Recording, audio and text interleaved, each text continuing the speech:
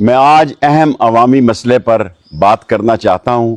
میں نے اپنی سیاسی زندگی میں 60 تعلیمی ادارے بچیوں کے زیادہ تر 80-90% اور ہسپتالوں کے علاوہ یا پانی کے علاوہ کوئی کام نہیں کیا۔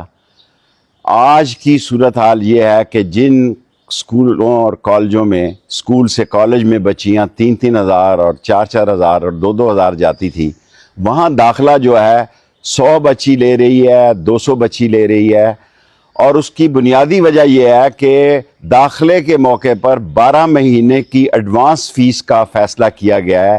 یہ ظلم ہے۔ یہ فیمیل ایجوکیشن کی ہم بہت عرصے کے بعد راولپنڈی فیمیل ایجوکیشن میں ٹاپ پہ گیا۔ اس میں گجر خان کی بچیاں بھی یہاں پڑھنے آتی تھیں، ٹیکسلا کی اور گرد و نواح کی، ہاسٹل بنائے سب فیمیل کالجز میں تاکہ لڑکیوں کو بچیوں کو تکلیف نہ ہو۔ میں اللہ رسول کے نام پر پنجاب گورنمنٹ سے اپیل کرنا چاہتا ہوں کہ اس کی وہی فیس 1 مہینہ کی فیس کر دی جائے اور داخلہ فیس کر دی جائے، ورنہ راولپنڈی میں فیمیل ایجوکیشن تباہ و برباد ہو جائے گی۔ استانیہ زیادہ ہیں، ٹیچر لیکچرر زیادہ ہیں، اور وقار النساء یونیورسٹی میں بنا کے گیا، اس کا کام بھی ٹھپ کر دیا گیا ہے۔ ماں بچہ ہاسپٹل جو ہے وہ 90% تیار ہے، چور وہاں سے سامان اٹھا کے لے جا رہے ہیں۔